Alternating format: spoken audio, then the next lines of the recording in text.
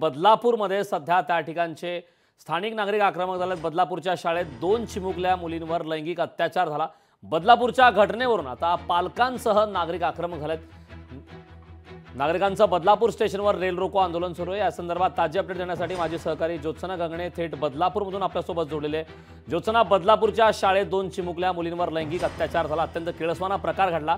बदलापूरमध्ये स्थानिक सध्या संतप्त त्यांच्या भावना व्यक्त करत आहेत। गिरीश महाजन त्या ठिकाणी आहेत। सध्या त्या ठिकाणचे ताजे अपडेट्स काय?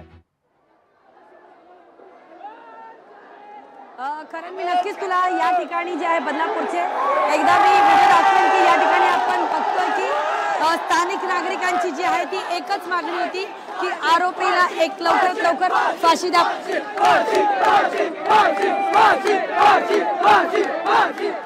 बदलापूरला जे आहे ते इथे पोलीस मोठ्या संख्येने जे आहेत ते तैनात केलेले आहेत आणि आपण बघतोय की होर्डिंग घेऊन आणि त्याचबरोबर फाशीचं जे आहे ते आपण बघा की मंत्री गिरीश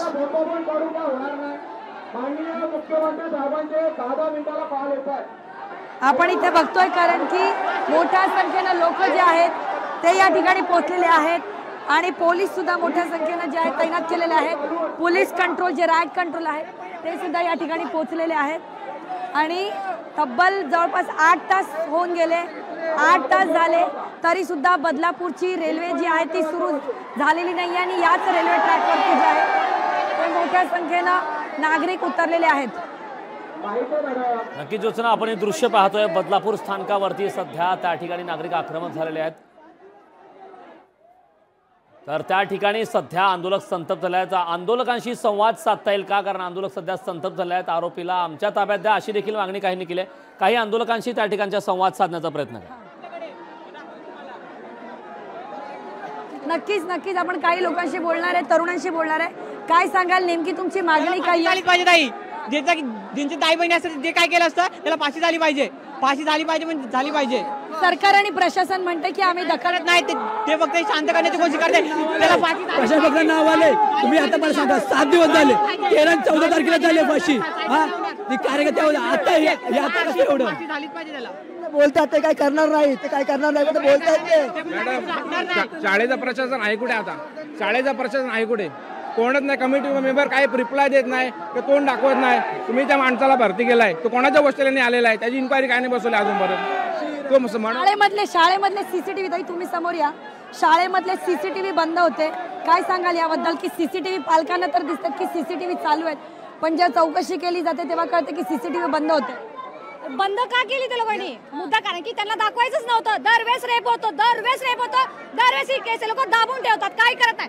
आता त्यांना आम्ही हा प्रश्न विचारला, तुमच्या मुलीसोबत झाली, तुमच्या मुलीसोबत रेप झाला तर तुम्ही काय करणार? ते म्हणतात ए तू चुती आहे का, असा साहेबांचा शब्द आहे। याकडे त्यांची हा त्यांचा कानून आहे। कुठला कानून शिकवतात? कंटिन्यू रेप होतात। आता बॉडी सापडली एका मुलीची, त्यांची मुलगी ती मुलगी, दुसऱ्यांची पोरगी नाही का? दुसऱ्याला चुत्या बोलतात आणि आम्ही बोललो तर आम्हाला हे करतात ते। कालच रक्षाबंधन झालेला आहे, एवढा पवित्र सण आपण साजरा केला। कसली रक्षा आहे? कसली रक्षा? जर रक्षाबंधन होते काय अर्थ काय त्याला? जर तुम्ही 15,000 रुपये देतात, 1,500 देतात, कसले 1,500 देतात? नका देऊ, मला फक्त फाशीच पाहिजे। त्या व्यक्तीला फाशीच द्या, त्याला समोर बोला। आपण बघतोय की या ठिकाणी जे आहेत ते नागरिक अत्यंत संतप्त झालेले आहेत आणि त्यांची एकच मागणी आहे की आरोपीला तत्काळ फाशी झाली पाहिजे। आपण या ठिकाणी बघतोय की एका काठीला जे आहेत ते फाशीची दोरी लावून या ठिकाणी नागरिक संतप्त झालेले जे आहेत ते संतप्त। तर आपण बघतोय की आणखीन आपण काही आपल्या ज्या इथे आंदोलन करणाऱ्या महिला आहेत त्यांच्याशी बोलणार आहेत। काय सांगाल? काय सांगाल गुन्हा झालाय ना, तिथे त्याला घेऊन या, तिथेच त्याला फाशी झाली पाहिजे। बस, बाकी आमची काही मागणी नाहीये। आता शिक्षा नाही झाली ना तर पुढे अजून एक बलात्काराला तुम्ही प्राण मोकळा करता। ते नोटबंदी कायदा एका रात्रीच येतो, मुख्यमंत्री एका रात्री चेंज होतात, मग फाशी काय नाही? आम्ही जनतेला निवडून वोटिंग कशासाठी करतो?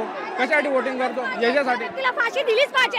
एका दिवसात सरकार बंद होते, एका दिवसात नोटा बंद होतात, मग एका दिवसात फाशी दिलीच पाहिजे। सांगाल तुम्ही काय सांगाल शाळेमध्ये प्रकार होतात बंगालमध्ये बघितलं ड्युटीवर असलेल्या डॉक्टरवरती हा प्रकार अमानुष झाला आता शाळेतल्या मुली सुद्धा ज्या आहेत त्या सुरक्षित नाहीयेत अगदी 3 वर्ष 10 महिन्याच्या मुलींवरती ज्या अशा प्रकारचे अत्याचार होतात काय केलं पाहिजे आता आपण काय केलं पाहिजे मला फक्त एवढं कळतं या लोकांनी आपल्याला न्याय दिला पाहिजे मुली सुरक्षितच नाही कुठं एवढीशी मुलगी म्हणजे ती आता जन्मलेली मुलगी 3 वर्ष म्हणजे काहीच नाही त्या मुलीला काहीच कळत नाही तरी सुद्धा तो व्यक्ती जातो तो माणूस आहे की नाही त्याला जन्म देणारी पण बाईच आहे ना त्याला जन्म दिलेली बाई आहे त्या चूत्याला कळत नाही का 2 बायका त्याला असताना त्याला खाजच बुगवायची त्या हिजड्याला तर चूत्याने जायचं ना लोकशाही मराठी ऐका पहा जागरूक रहा।